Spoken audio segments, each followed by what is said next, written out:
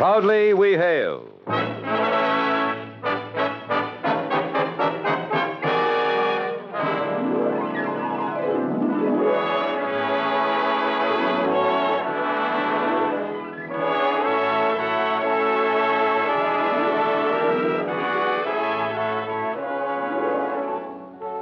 From New York City, where the American stage begins, here is another program with a cast of outstanding players. Public service time has been made available by this station for your Army and your Air Force to bring you this story as proudly we hail the United States Military Academy at West Point.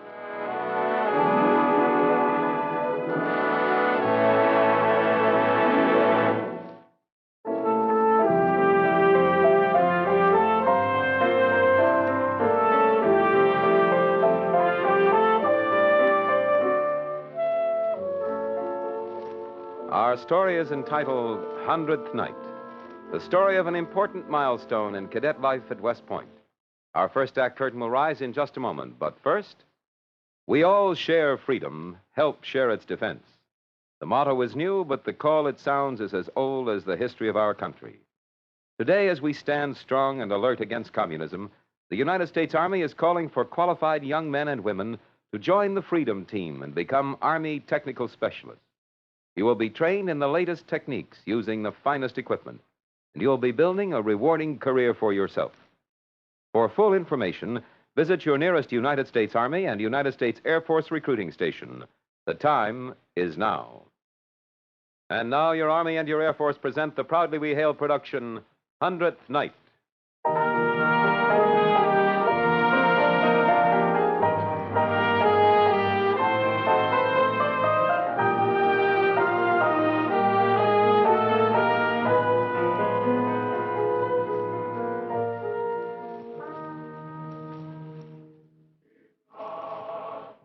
100 nights till June.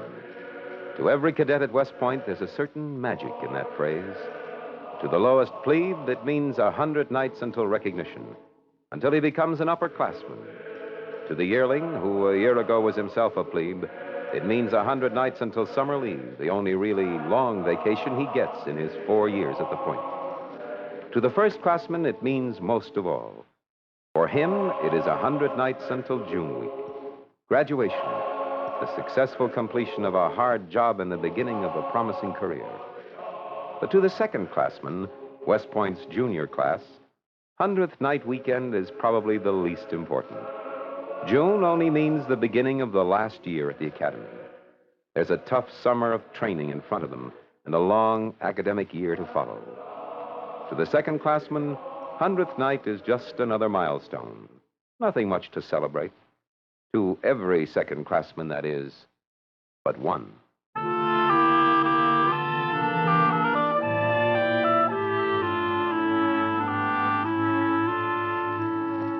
I'm Robert Marlowe, a cadet corporal and a second classman, Company A2, United States Corps of Cadets. I want to tell you why 100th night weekend turned out to be the most important in my life. See, I come from a small town about 60 miles from Los Angeles. For nearly 3 years now, I've been here at the point, 3,000 miles from home. When I wrote that letter to Diane asking her to come east for 100th night, I never expected her to say yes. She'd never come east to visit me before, even though we've considered ourselves engaged since we were in high school. And then the letter came. Darling Bob, of course I'll come.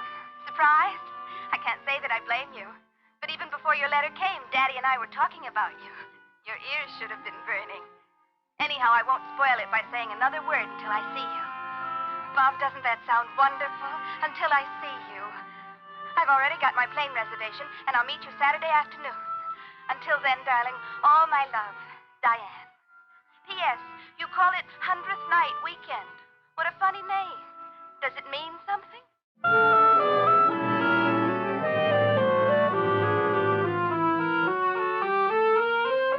From the morning her letter arrived, I doubt if I touched ground once. I never knew a week to pass so slowly. But finally, it was Saturday. Mess was over, and I was on my way to Grant Hall, where I knew Diane would be waiting. Excuse me. Yes, ma'am? I'm looking for Bob Marlowe. That is Cadet Robert Marlowe. Do you know what company he's in? Oh, dear. Does A2 make any sense? Yes, ma'am. I'll put a call in for him. Oh, would you? I was supposed to meet him here, and I don't see... Bob! Oh, never mind, he's here. Yes, ma'am. Diane! Oh, hey, let me look at you a minute. Oh, boy, $1 million. Oh, boy. Bob, you look beautiful. Hey, now, wait a minute. That's my line. Oh, but this is the first time I've ever seen you in uniform.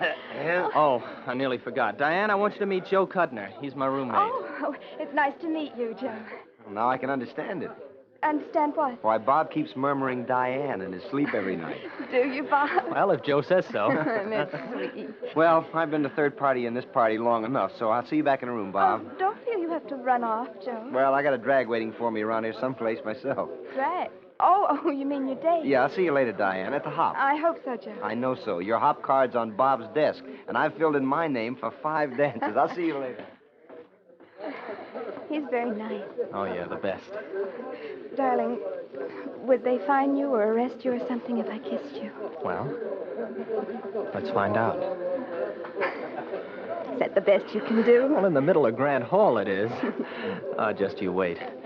Now, what about our tour? What do you want to see first? Cullum Hall? Battle Monument? Flirtation Walk? Just you, Bob. I want to talk to you. Can we talk here? Why not? Here's some comfortable chairs. Come on. That's fine. You know, you are beautiful. Don't look at me that way, Bob. I can't think straight. Well, who wants to think straight? I do. I want to tell you this in just the right way. Oh, hey, now. That sounds like the start of a Dear John letter. All right, if your ego needs bolstering. I haven't looked at another boy since high school, and I love you to pieces. How's that? That's more like it. You know what I ought to do right now? Now, Bob, behave. I want to speak my piece. Okay, I'll listen. Now, what's so important and exciting? It's about us, Bob. Well, I didn't think it'd be about a couple of strangers. Well, that's what I'm afraid of. That it might get to be about a couple of strangers. You don't get a summer leave this time, do you? Well, not until a year from June when I get my commission. Then I won't see you again for over a year. Well, I'll get home Christmas for a few days. That's dandy. Merry Christmas. Oh, now, come on, Diane. We had an understanding about this when I first got my appointment. We knew it wasn't going to be easy for either of us, but you agreed to wait. I was 17 then, Bob. When you're 17, you think you've got all the time in the world. That was only 3 years ago. Only? Do you know how many times we've seen each other since then? You came home for a few days at Christmas in 1951. No, there was summer leave last year. And another few days last Christmas, only you had the flu and couldn't come home. That's all, Bob. You might as well have been on another planet. I'll admit it's been tough, but it's almost over now. Is it? This is the big weekend up here, 100th night. I asked you in my letter if it meant something. Well, it means there are just 100 nights until June. Not for us. It's 100 nights plus a whole year until June for us. Oh, it'll go quickly, Diane. First class year always does. For you, maybe. Not for me. I can't wait another year, Bob. Oh? I'm sorry, Bob. I didn't mean to come out this way. I'm telling it all wrong. How do you tell it right? Now, stop looking so hurt. It really is good news, darling. We don't have to wait another year at all. What do you mean? We don't have to wait, Bob. We can get married right away. What? It's what you want, isn't it? Well, honey, it's what I want more than anything in the world. You know that, but there are 3 things a cadet can't have. A dog, a mustache, and a wife. We just have to wait. That's what I'm trying to tell you, darling. Bob, I want you to resign. Resign? No, wait, don't say anything yet. This isn't some silly notion of mine. It's something I've been thinking about for a long time. I knew you'd never do it unless there was some very good reason. But now there is. What reason could there be? Remember what I wrote in the letter about the long talk I had with Dad? His plant's going back into full production. Government work. They're going to build literally thousands of new jet planes. What's that got to do with me? Everything. He expects to be busier than ever now. He needs an assistant. A young, intelligent, capable man. Now, wait a minute, Diane. I can't throw away all the work I've done just like that. But you can throw me away just like that. No, I'm not throwing you away. I couldn't. You are, Bob. This is a chance that comes just once. That's all. You miss it and it's gone. Well, I'll have a job when I get out. Will you have a girl, too? Now, you don't mean that. Diane, do we have to thrash this out right now? We don't want to spoil our fun tonight. Bob, listen to me. I didn't fly 3,000 miles for the 100th night hop. This is more important than any dance. You've got to make a decision and... Well, I suppose it comes down to just how much you want me.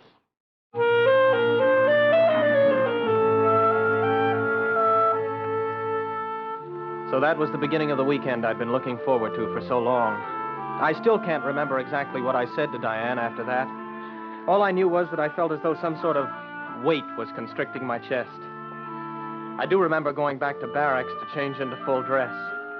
Diane and I were going to dinner at the Thayer Hotel, and I'd promised to give her my answer then. Joe was there crawling a plebe from down the hall. Mr. Pearson, you're the grossest plebe in this section. You know that, don't you? Yes, sir. 7 months at the academy, and you still don't know how to take a brace. Yes, sir. The chin, mister, the chin. Pull it in. Until you can spit on your heels. That's better. Who does a plebe rank, mister?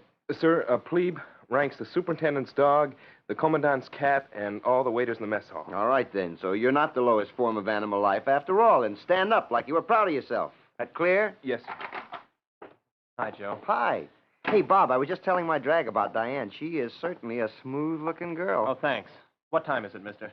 Sir, I am deeply embarrassed and greatly humiliated that due to unforeseen circumstances over which I have no control, the inner workings and hidden mechanisms of my chronometer are in such in accord with the great sidereal movement by which time is reckoned that I cannot with any degree of accuracy state the exact time, sir. But without fear of being very far off, I will state that it is 25 minutes, 15 seconds, and 4 ticks after the 18th hour, sir. Very good, mister. That's what I got, Bob. 6:25. What time you pick up Diane at the Thayer? 7. The man about to drag his one and only to the big event of the season. You don't look very happy. Knock it off. All right, Mr. Pearson, dismissed. Yes, sir.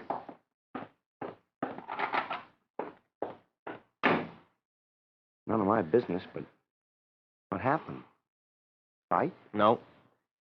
Joe, how many copies is it you submit for a letter of resignation? 6 copies to be submitted to the company tactical officer to be forwarded through channels to the commandant of cadets. Hey, did you say resignation? Well, I thought it was 7 copies. Maybe I didn't hear you right. You did say resignation, didn't you? You know, Joe, it's a funny thing. Lots of times in the past 3 years, I've felt pretty low. Homesick, maybe, or just plain disgusted. And all the time, all I needed to chuck the whole mess was to write a letter with 6 copies. What got into you? Well, didn't you ever feel like resigning? Who doesn't? Once in my plebe year, I actually wrote the letter. But even when I was writing it, I knew I wasn't going to send it in. Joe, where do you expect to be in 20 years? Me? I don't know. Pulling down a snappy 12 grand a year? It's eating money. I can get that much right now, this year. How? Inherit it? Earning it? Doing a job that needs to be done? That's what we're supposed to be training for here, to do a job that needs to be done. Well, there's more than one way to do a job. No kidding. Now, where's all my paper? Are you really going to write that letter? Listen, have you got any paper I can borrow? I'll pay you back. Yeah. Here. And you don't have to pay it back.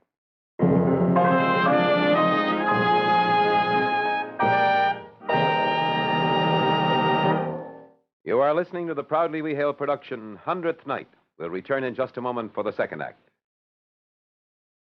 Today, you young men of America have an excellent opportunity to learn a trade that will assure your future.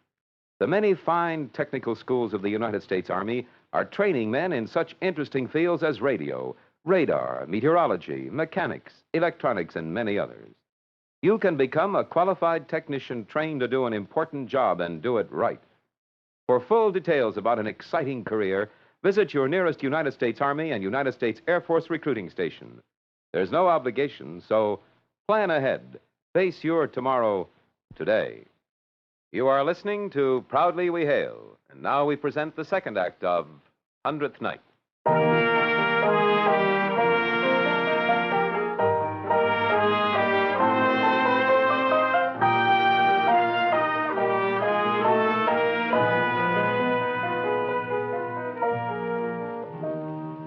I wrote my official letter of resignation, and with that numb feeling you sometimes have when you dream of walking, I gathered together all 6 very official copies and deposited them on the desk of Captain Gaynor, our company tactical officer. After that, I walked down to the Thayer for my dinner with Diane. I don't imagine I made very much sense at the table. You're hardly touching your dinner, Bob. What's the matter? Oh, nothing's the matter, honey. The dinner's fine. Bob, there's a cadet wearing a red sash and some kind of white belt across his chest. Hey, he's coming across the dining room toward you. Do you know it? Let me see. Oh, yeah, that's a sergeant of the guard. What does he want with me? Marlowe, R.E. I'm sorry to break in on you. Captain Gaynor wants to see you at once in his office. Captain Gaynor? Who's he? My company tactical officer. I'm afraid I'll have to go right over. Oh, that's all right, darling. I'll wait for you here. I don't mind at all.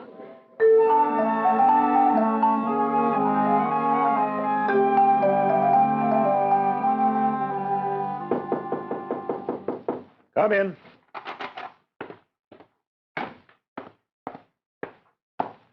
Marlowe, R.E., reporting as ordered, sir. At ease, Mr. Marlowe. Have a seat.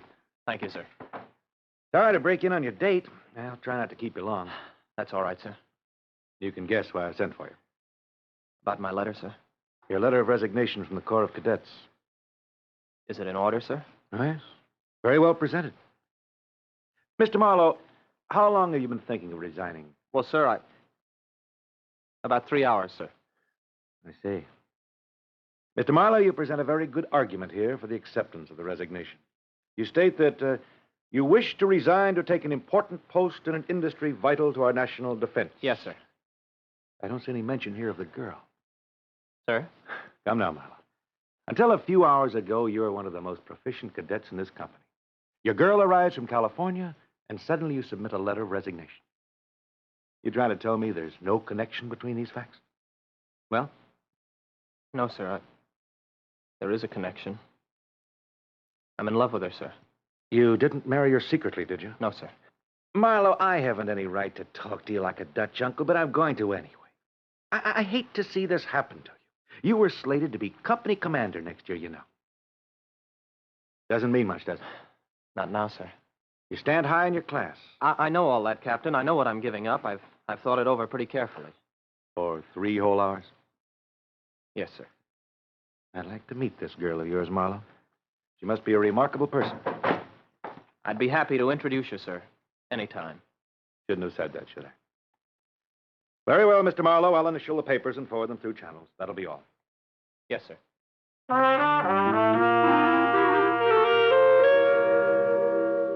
I left the office and went back to the fair to pick up Diane. We started out together from the hotel for the long walk back to the gym for the hop. It was a cold night, and I thought I could feel Diane shiver inside her fur evening wrap, but she insisted on the walk. I was boiling inside with a kind of unreasonable anger, and I thought I'd never feel cold again. As we approached the gym, our footsteps slowed, almost as if by mutual consent. You sure you're not cold? Uh-huh.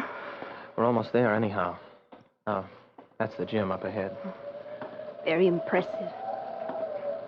Bob, are you sorry? Well, why should I be sorry? You'll never regret it? Oh, do you think I'd regret having you? You know, if we stand out here in the cold too long, we'll freeze. Bob, before we go inside, I want to be sure of one thing. Oh, now your hair looks perfect. No, I mean about you. I don't want you ever to think I made you do something that wasn't right for you. Honey, are you still worrying about that? In a few days, I'll be out of this straitjacket. A free man, my own boss. No more bugles and bells to call me to formation. No more getting up before 6. Is that something to be sorry about? Diane, when this is all behind me, I'll be tickled to death. Now, that answer your question? All right, darling, we can go in now. You've convinced me. even if you haven't convinced yourself.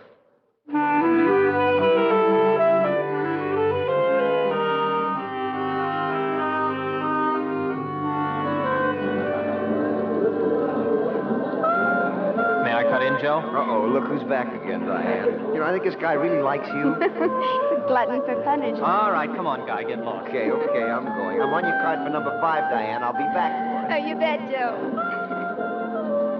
Well, aren't we going to dance? You know, I just happened to notice we're right near the door. How about a nice breath of fresh air? In the lobby? All right. Nice breath of stale air, then. Okay.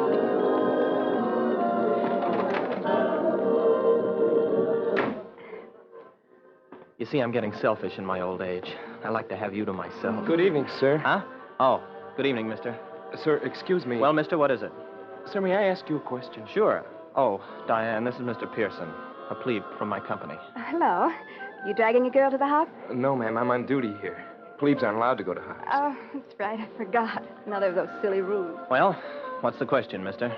Sir, there's a rumor in our section that you're resigning from the Corps. The rumor's true.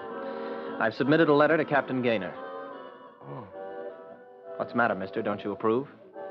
Well, I don't have any right to approve or disapprove, sir. But you don't approve, do you? You think Bob's making a mistake? Well, It's all right, mister. Tell her what you think. Yes, I'd like to hear. all right, ma'am. Oh, please, don't call me ma'am. I'm sorry. Look, mister, I won't be around here June week to recognize you. Suppose I do it now. No, you don't have to do that, sir. I want to, Mr. Pearson. Shake. Yes, sir. And never mind the sir. Yes, sir. Okay. Pearson, every plebe has a chance to tell off an upperclassman on 100th night. Well, this is your chance. I don't want to keep the young lady standing in the lobby Oh, here. don't mind me. Besides, I'm fascinated. I want to hear what you're going to say. I don't feel very much like saying it now. You won't like it. If you're going to tell Bob he's making a mistake and should change his mind, I certainly won't like it. That isn't what I was going to say. Well, come on. Out with it. You're doing the right thing to resign. Well, there, Bob, you see? Why do you say that, Pearson? I'll lay it right on the line. You don't need the Corps, and so the Corps doesn't need you. Well, you are telling me off, aren't you? You asked me to, sir. Okay. Anything else? The only reason anybody's here in the first place is to train for a service career, right? Everyone is expected to serve his country one way or another. Yes, sir, but not necessarily at West Point. There, darling, you see? It's just what I've been telling you all along. There are lots of ways to serve your country. And frankly, sir, if you're the type who'll chuck everything the first time a better offer comes along, well, you're just not good officer material. That isn't fair. Bob would have made a wonderful officer.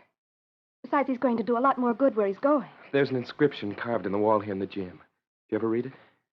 No. He means the MacArthur quotation. You can see it right up there. That's right, miss. You look at it. I don't have to. I memorized it. It says, upon the fields of friendly strife are sown the seeds that, upon other fields on other days, will bear the fruits of victory.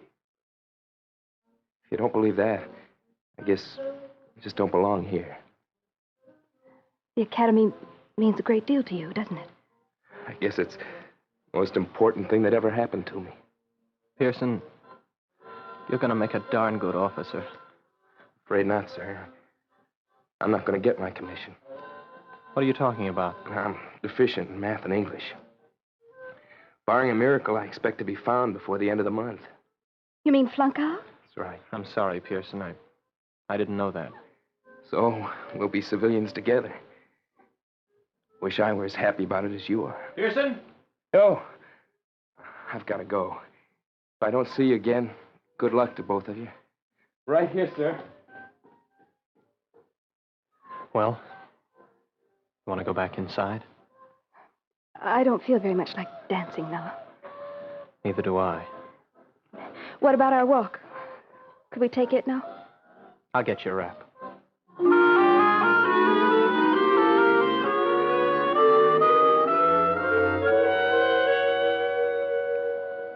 In memory of the officers and men of the regular Army of the United States who fell in battle during the Civil War, this monument is erected by their surviving comrades. Battle Monument. You've probably seen it in the newsreels. Oh. What are those lights over there? North Barracks. You know, it reminds me of a little two-line poem I read once in a back issue of The Pointer. It goes, West Point, and joy and pain, and barracks lights across the plain. Bob, he wasn't right, was he? Who? The plebe. He said you weren't good officer material. I guess he was. No, he wasn't. You aren't the type to throw away your ideals for the first good offer that comes along. Not for an offer, Diane. For you. And it was just for me. You didn't really want to do it at all. But... No, Bob, don't. I didn't have the right to ask you to resign, did I? Every right. I want to marry you, Diane. Do you know what you should have done, Bob? You should have told me to go jump in the Hudson. I had no business asking you to give up the career you'd chosen. Well, it's done now. Is it? Couldn't you withdraw the letter? Well, Captain Gaynor wouldn't forward it before Monday morning. I might be able to catch him tonight before taps, but what about the job with your father? Did you really want the job? Well, no, but you said you couldn't wait another year. Nobody can see into the future, Bob, but I think I can see this much at least. If you married me now, you'd stick to your bargain. That's the kind of guy you are, but I've got a funny hunch there'd be times when I'd have trouble meeting your eyes. Diane, listen. No, Bob, you listen. 100 days from now, it'll be June. 465 days from now, you'll be up here in your ice cream pants and your brass buttons and your gold chevron. You'll shake hands with the general and he'll hand you your commission. Do you know where I'll be? Where? Down there somewhere. So darn proud I'll be bawling my eyes out.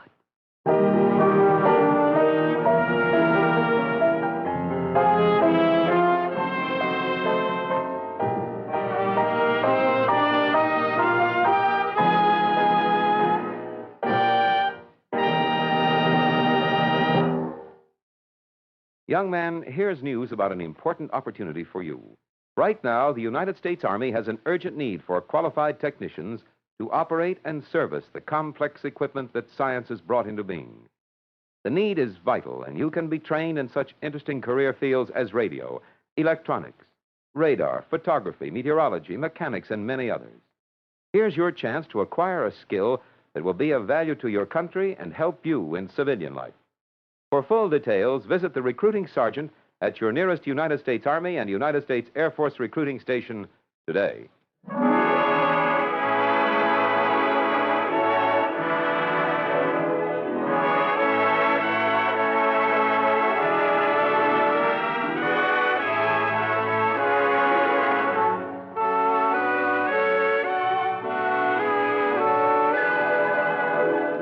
This has been another program on Proudly We Hail, presented, transcribed in cooperation with this station.